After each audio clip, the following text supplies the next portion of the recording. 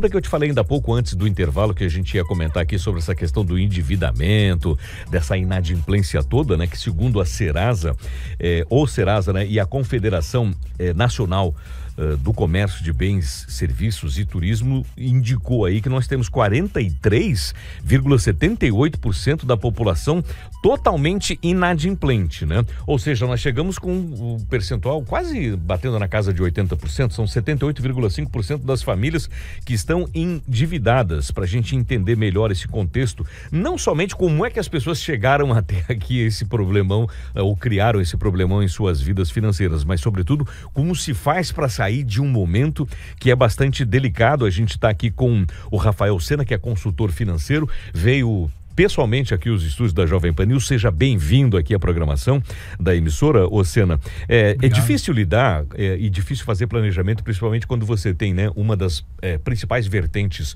do ser humano no dia a dia, que é essa questão financeira, porque sem dinheiro praticamente não se consegue fazer nada, né? Bom dia. Perfeito, bom dia, Marcelo, um prazer, uma honra estar aqui compartilhando com os ouvintes esse assunto que é tão importante, está presente, como você mencionou. Dinheiro é uma coisa que está presente em todas as nossas ações, desde quando a gente nasce até quando a gente se vai, né? Então a gente tem que saber lidar com ele de fato, até para a gente compreender como a gente pode ter o nível de prosperidade que é na prática a subversão, digamos, é o contrário do endividamento, né? A questão prosperidade, obviamente, a gente não pode entender e classificar somente como uma questão financeira propriamente, né? Mas de qualquer maneira, quando alguém está organizado financeiramente falando, tem prosperidade em outros campos da vida, né? Mas quando falta o dinheiro, que é a principal energia que movimenta, né, o cidadão no dia a dia, daí torna-se bastante complicado. Obviamente que esses números, eles refletem principalmente questões ainda da pandemia, né? Mas muita gente acaba se envolvendo principalmente em problemas assim, de que ordem? Cartão de crédito, o cheque que ainda é utilizado, qual é a via principal que traz problemas para as pessoas que não se organizam? Excelente, muito bom você trazer esses dados. Na pandemia, antes da pandemia, né, nós estávamos com um índice de endividamento de 68% da população, né? Então, lembrando que endividamento significa comprometimento de renda, né? 48% nesse momento da população está inadimplente. Então, antes da pandemia, a gente tinha 68%, aumentamos isso para quase 79% nesse momento, né? Então, de fato, aumentou o índice de endividamento. A maior classe de endividamento se dá através do cartão de crédito, né? As pessoas vão passando o cartão de crédito como uma forma de você ter um financiamento rápido ou o parcelamento rápido das suas finanças. O detalhe é que quando a gente olha para o cenário, 70% a 80% desse, ou melhor, 82% exatamente, do financiamento ou da inadimplência está dentro da fatura do cartão de crédito. Ou seja, pensando, a pessoa parcelou uma compra em 10 vezes, só que agora não está dando conta de pagar aquela parcela. Então o que ela faz? Ela parcela a fatura, né? E ela parcela de novo mais 30 vezes, 40 vezes. Acontece que essa é uma das faturas mais caras que o consumidor pode pagar. Estamos falando de 425% ao ano em média, que é os juros de você parcelar o rotativo do cartão de crédito. Essa questão do juro, a gente precisa dizer que ela não é nem um pouco católica e não segue também nenhuma tendência religiosa, né? Falando aqui, entre aspas, bem no sentido popular. Mas é possível organizar a vida financeira mesmo com juro tão alto no mercado? Sem dúvida. E, inclusive, ele é essencial. Eu costumo dizer, Marcelo, que, antes de tudo, a gente tem que quebrar o mito. Muitas pessoas pensam que entra em endividamento, entra em problemas financeiros quem não ganha bem, né? Vamos pensar uma família, a pessoa é pobre, a pessoa não ganha dinheiro. Quando a gente olha para o cenário financeiro do Brasil, nós estamos falando de profissionais que são médicos, advogados, dentistas, empresários que ganham até muito dinheiro, estamos falando acima de 50, 60 mil reais por mês. Eles estão endividados. Então o primeiro mito que a gente precisa quebrar é que não é o quanto se ganha, mas a forma como você gasta. Esse é um ponto extremamente relevante para a gente poder calibrar aqui. Ou seja, estamos falando na prática de gerenciamento de finanças mesmo. E quando eu faço esse trabalho de mentoria, de consultoria com o cliente, é incrível a gente observar que a maioria das pessoas não sabe o quanto ganha. Se não sabe o quanto ganha, não sabe o quanto gasta. Se não sabe o quanto gasta, e aí a gente entra numa bola de neve. Por exemplo, a gente está falando agora no final de ano, né? Tem festas, Natal, Black Friday. Falta pouco tempo para fechar o ano. Falta pouquinho tempo. E naturalmente as pessoas querem poder aproveitar. E ela tem uma sensação de que, por exemplo, com o 13º vai sobrar dinheiro. Ela se esquece que, por exemplo, que esse 13º, né, não tá vai vir... comprometido com as contas. Exatamente, está totalmente comprometido. Então, quando a gente olha para esse panorama, o primeiro fato é, de onde vem a dívida? Vem do descontrole, vem do desconhecimento sobre a realidade financeira. Então, em primeiro lugar, você colocar as finanças na ponta do lápis, saber o quanto ganha, o quanto gasta, criar um orçamento. Ou seja, quanto eu vou gastar nesta categoria ao longo do mês, né? E a pessoa conseguir acompanhar isso. Esse é o primeiro passo para que ela não entre em dívida. Que outras dicas são importantes, Sena? Quando a gente pensa nesse formato, então, você já tem a primeira dica de organização das finanças, né? Você fazer reservas é super importante. As pessoas normalmente entram em dívidas porque elas acabam não se programando para questões que são inevitáveis.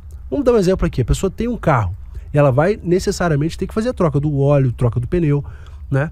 Só que ela acaba pensando nisso apenas quando o evento acontece, ok?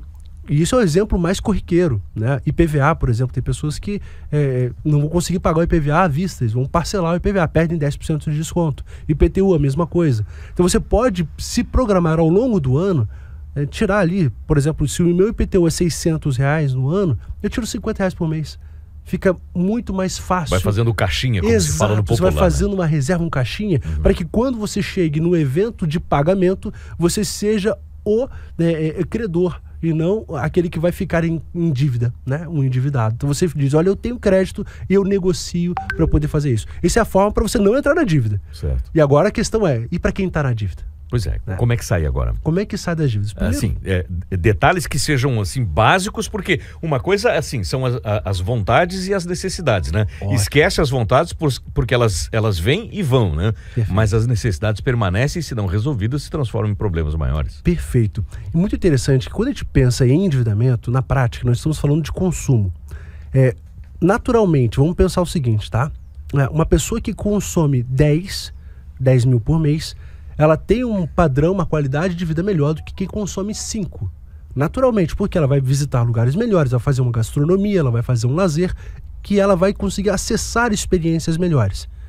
No entanto, quando a gente fala de um processo de endividamento, para sair desse endividamento, a gente faz um processo que é um processo de guerra, né? Você tem que olhar para a dívida como sendo um inimigo voraz que você precisa eliminar, ok?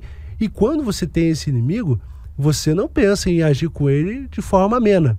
Se você tem que eliminá-lo, então você traça um plano. Qual que é o papel do planejador? A gente alinha com o cliente 3, 4, 6 meses que vai ser necessário para ele poder controlar e eliminar aquela dívida. Primeiro passo, como ele pode fazer para aumentar a renda dele, ok? Para isso que precisa ter o controle de entradas e saídas. Então, como é que você vai aumentar a sua renda? Será que você vai fazer um bico? Será que você vai fazer hora extra?